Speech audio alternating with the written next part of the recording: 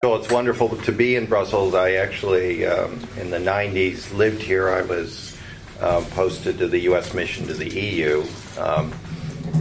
So it's like coming home whenever I am back in Brussels. And as James said, we have been working, actually, I see this as a joint project now, because since 2008, we've been working with the EU institutions in the, I guess wasn't called originally the SBS project, but basically that's what it is, and we prepare, obviously, our own global trends, but as was remarked yesterday in the meeting we're holding over in the Berlaymont, that there are some striking similarities, and I actually think that's a good sign that we are coming up with similar analytic takes on the future. Now, this project, just let me say a couple words about it. It is used extensively in the U.S. government on planning purposes, and it has, because this is the 5th edition, we even have found that in doing it this time, people are anxiously awaiting it. So we had big briefing at the White House on it already, the State Department, DOD, Defense Science Board is very interested in some of the issues that we're uncovering. And you have in front of you what we call the menu, which is something that was devised for Carl Bildt when he was coming to Washington, and he has been a follower of the whole process. I was wanting to get a briefing, and we actually hadn't finished the initial draft as yet, but wanted to give an idea of the spread. And as you'll see from this organization, we have a kind of tripartite organization here, and I'll just explain this. On the left-hand side where you see the starters, these are the trends that we see really as certain. We have relative certainty in these trends. That's to give the policymaker an idea of the challenges that he or she has to be thinking about and dealing with. The main courses are what we would call the game changers or critical variables. We don't know quite how they're going to work out. We know they're very important in shaping the future. And then the right-hand column are the desserts, are the alternative worlds. And the one, and as you know, the work is called the alternative world. So the big thesis here is that you are facing a future that can be run a huge spectrum from a very good scenario to actually some very bad scenarios. We don't think, and then we talk about fragmentation as a course we're presently on. We don't think that's the optimal course, and largely it goes to these questions, which won't go into depth here on, but on governance. That we're seeing, and we're talking a lot in here about governance gaps. Now, I wanted to actually talk, since this is the Internet Foundation, on the technology issues. One of the two differences in this running of the global trends is the emphasis we put on technology. The second one is on the role of the U.S. We have really not talked in such detail about the concerns we have on where the U.S. may be headed, the role it would play in, which I think is more of a question mark than it ever has been in the international system. But on technology, we spent quite a bit of time in Silicon Valley. We were concerned, I think, in our previous work that we really weren't tapping into the real changes that were being propelled by technology, and that Washington being at the other end of the country, a lot of policymakers and analysts weren't following this and weren't relating it to the other trends. Now, this work is not meant to talk about, where exactly technology will be in 2030. We have done some of that work, but the real thrust of this is to understand how it relates to some of these other big governance, economic trends occurring. And so we did have to do our homework. We did have to look at what are the disruptive threats. But the effort was really to see, okay, how does that change the political scene? And as you'll see from the starters, we're starting really at a different point than we have ever done in these. And I think it corresponds to the SBAS report on global trends. And that is to begin with individual empowerment. And the thesis that we really have, and this relates directly to the internet, is really that ICT is changing and has changed the political landscape forever. Now, we would describe this as part of the democratization of the international scene. We also, as I said, talked about the individual empowerment.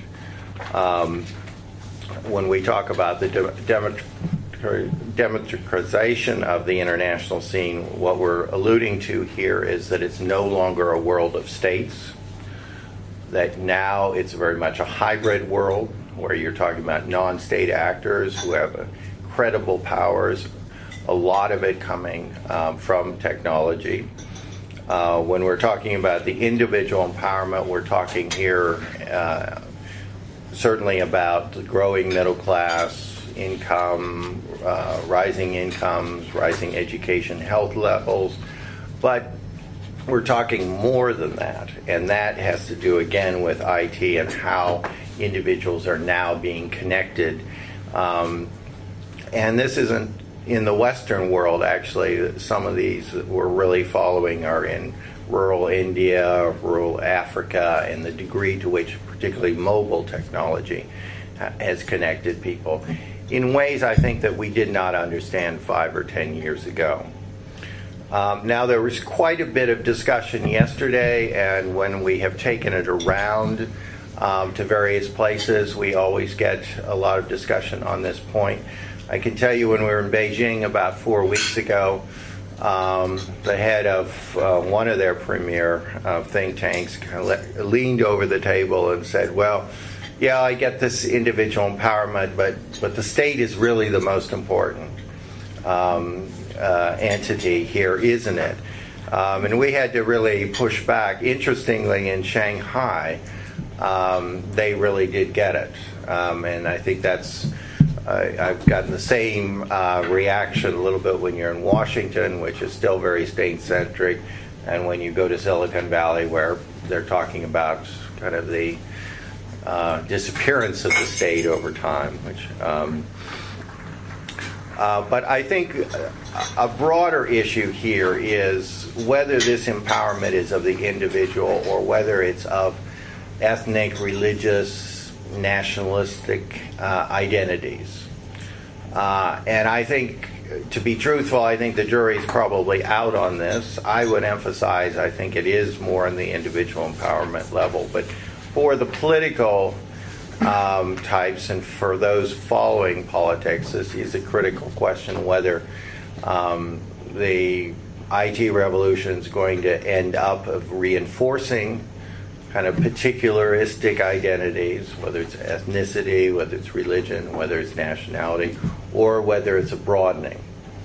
And that is, as I say, something that I don't think we have the definitive answer on. I do think that in terms of the political landscape, in terms of how we organize, in terms of how political parties are organizing, in terms of how the individuals relating to the state and more broadly on international institutions, it has changed that balance, and I think individuals are their powers have really been enhanced. The second point, and this is looking into the future, and looking at, I would say, some possibility for the state to claw back maybe a little bit of its powers, and this is through big data, this is through data mining. When we had these discussions on technology and how kind of, if you look historically how technologies impact society, you can go back to the printing press, for example, which was a great boost for Protestantism in Europe, but eventually became the vehicle of the state and of the Catholic Counter-Reformation. So when we were talking to Paul Sappho, who probably many of you know, he was cautious in saying that it was all going to be a game for the individual, and that instead you could see in the future, particularly I think over the next 5-10 years, where the state was not so much on the defensive, where the state can exploit these big data mining, and as well as other bodies. So it's not just a state game, but it has to be, for a lot of this data mining, it has to be done on a very large scale, where the state has some special position and powers. I'm not saying that this is going to be a big brother world. I don't think that's the case, and I think the individual overall, in terms of the small groups, have obtained an enhanced position. But I do think that we see this in the cyber realm, cybersecurity realm, that we're beginning to fashion how you do these public-private partnerships, how you begin to think about the flow of, as I said, exploiting some of the big data, but in a manner that is cooperative with the private sector. We're exploring in the intelligence community how you establish this flow of intelligence and information back and forth, where we help them with threats and then they help us understand the threats they are under. So I think this can be a fruitful cooperation, and in one in which it actually is mutually enhancing. The third area I would emphasize here, and something that came out of our work, is the broader issue of the importance of S&T. And obviously the internet is part of that. I mean, actually a critical part of that in terms of the, we talk here a lot of technologies on the health side with the genomic revolution, and obviously the internet is critical to those discoveries and to the advances, and that one of the very much essential characteristic of technology going forward is how these build on one another, these new technologies, the nano, the IT, and so on. What we find, though, when we're talking with our science community, is their concerns about, particularly where the U.S. stands these days, particularly concerned about the falling education standards in the U.S., particularly in the primary, secondary level. Very concerned about the lead that the U.S. has had in this area, and we had a session with some venture capitalists worried about U.S. inability to exploit the technological advances that is coming out of the scientific community for really commercial purposes, and that China was much better at this than the U.S. Sie sprechen sehr oft zusammen. You if you turn off the mic. Okay. Sonst geht das nicht. Ich kann das mit einem Stück Brot auch machen, und Sie werden vielleicht viel besser hören. Nein, danke. Okay. We kind of competition over here. Anyways, S&T very much, if you in the work, is seen as really the new battleground in the international system. I mean, this is the area that China is very much putting its emphasis on, and rightly so, because they see that as a way of advancing to and into and making a rich economy come to be for China. They put an enormous amount of resources into it. I think when we were in Brazil, there again they have been very slow on the uptake, but they now also see that they need to put more resources into it. They need to establish and build up establish new universities and build up the ones that they have. I think this is going to be a critical really objective and goal for Europeans. We had a meeting in Paris not too long ago where we talked about basically how the Europeans who had innovated on a postmodern political order could now also establish a postmodern economic order, where you have the problems of an aging workforce. You have you still want to maintain the social welfare programs, the quality of life, and the way forward in many ways is here on the technology and developing those high technology industries. So this is, I think, if you look at the whole piece, I mean, this is really where we are challenging the U.S., and I would say the lesson is equally for the Europeans about mobilizing forces.